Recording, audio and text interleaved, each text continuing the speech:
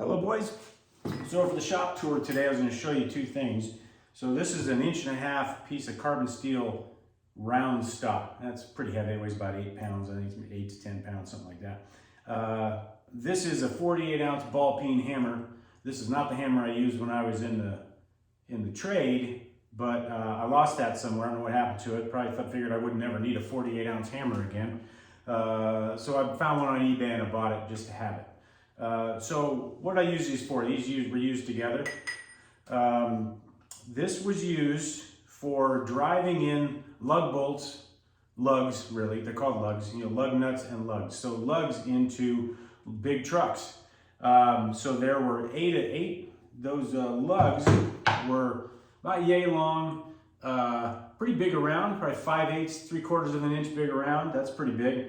And we'd take the wheel off, we'd turn it over and drive them out because they're sticking out. You drive them out and then you turn it over and you got to drive new ones back in. They get stretched or otherwise shitty. So you gotta replace them. So I would do that, and the way I'd do that, and this is when I was in my 20s, take this piece of round stock, put it on top of that thing and just drive it. Just drive. And it would take about, good Lord, a dozen whacks or more with this to get that thing driven in. Now there are 4 wheels on a truck, as you know, and there are 8 lugs on each wheel. So that's 32 times 12. I don't know how many whacks that is, but that is heavy.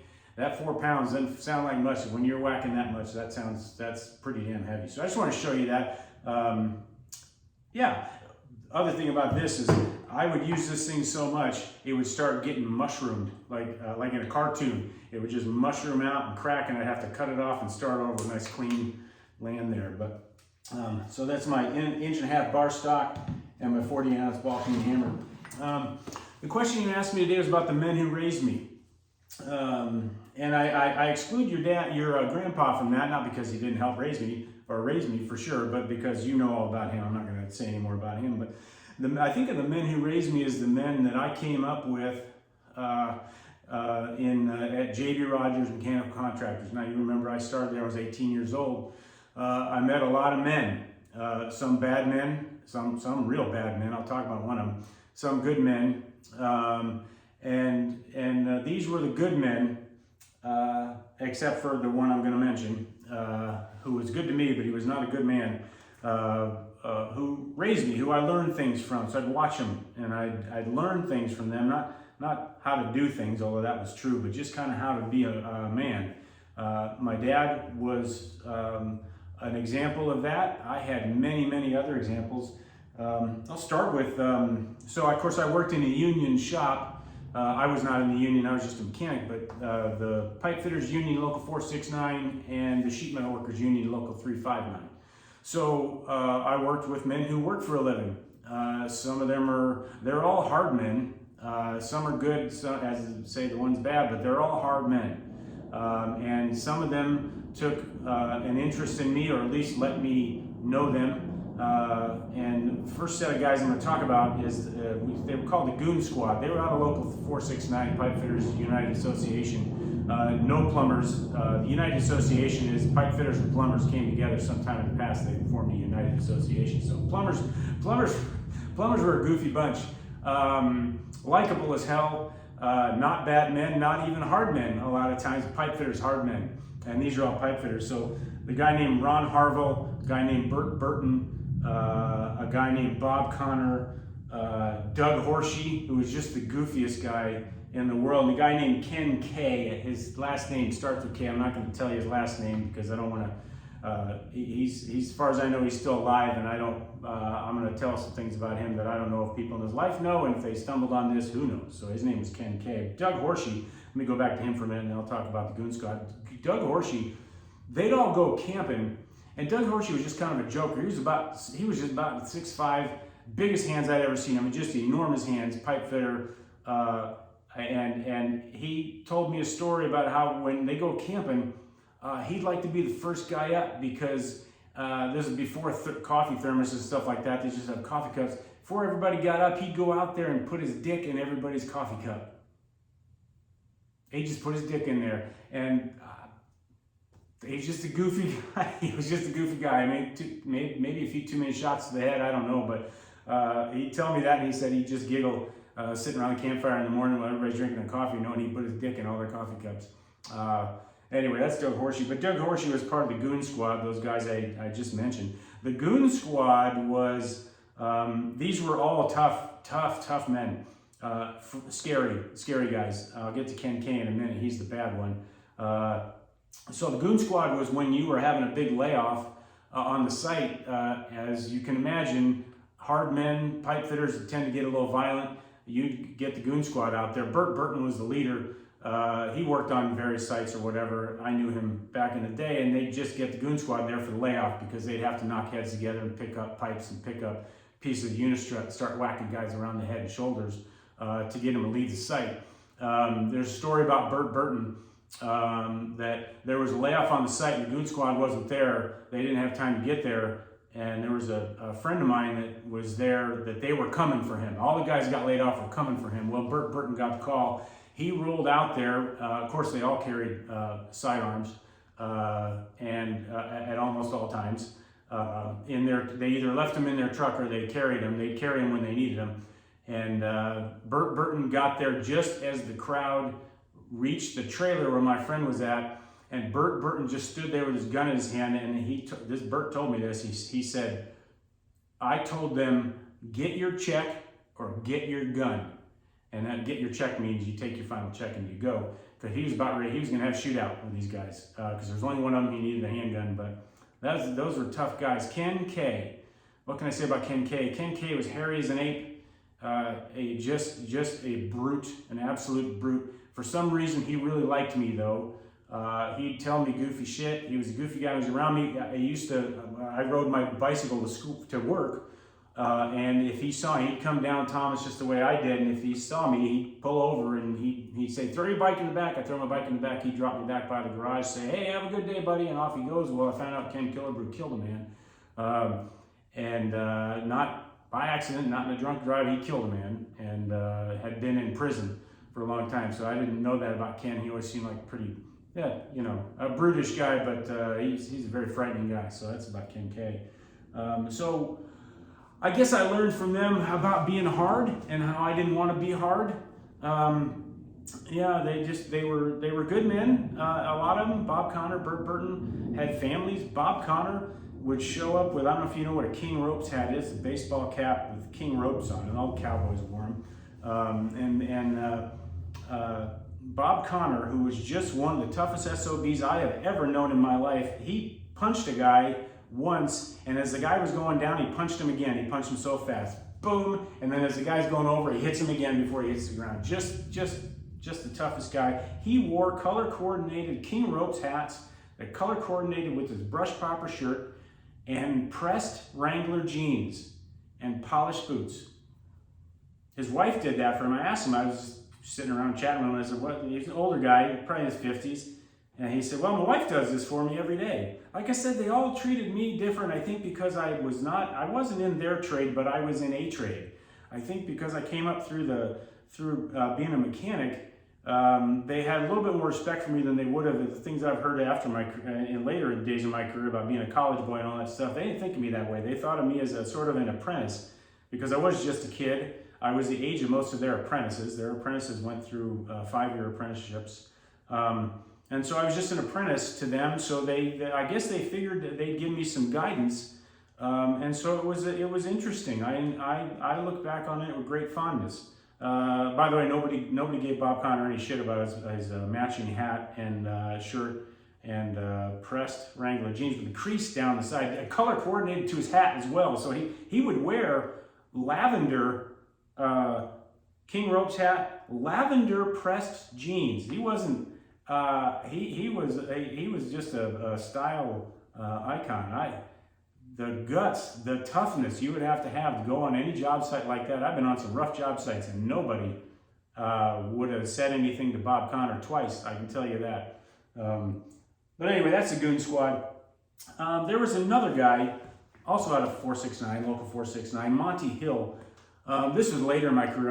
I moved out of the garage. Of course, I'd known Monty for years, but I moved out of the garage and I started working for him. He was a project manager. He came out of the trade into project management. That's how it usually worked. I worked for him. And I was unhappy. I had been unhappy for a while with my job. I wanted more. I was always complaining. Well, Monty took me outside and he just read me the riot act. He tore me to pieces. And I looked up to Monty as a father figure. And so that was difficult. I was in therapy at that time for other things. And I actually talked to my therapist about that for about 3 or 4 sessions, just trying to deal with how I felt after that. Because here's a man I just greatly admired. He was not like the Goon Squad guys. He was just a guy, he's just an admirable man. Yeah, it fucked me up. But you know what? That guy made my career because I had realized I needed to be a positive presence in any office I was in. And that has stood me in great stead. Monty and I patched things up, I suppose, just over time. We didn't have a conversation. You don't have conversations with these guys about your feelings. Just over time, they believe what they see, and so I showed him that I would turn shit around, and I did, and he was just a great guy. Then, of course, there's Scott Clough. He was also out of Local 469. Mitchell, you might remember this. That was the guy I worked with who died a couple years back. Scott Clough, he was just like me, except he was in the trade, meaning we were about the same age. He was a few years older than me, but we were taken under the wing of a guy that I'm going to talk about in a minute. I've talked about this guy I'm going to talk about before, and I wanted to revisit that. I'm going to do that at the end. But Scott Clough and I had good times together, and I just had good feelings about him, and he died a couple years ago, and boy, that hit me hard. Mitchell, I remember talking to you about that. I'm all right now, of course, but that hit me hard. So Scott Clough. And then, of course, there's JB and George, JB Rogers and George Rogers. They were brothers.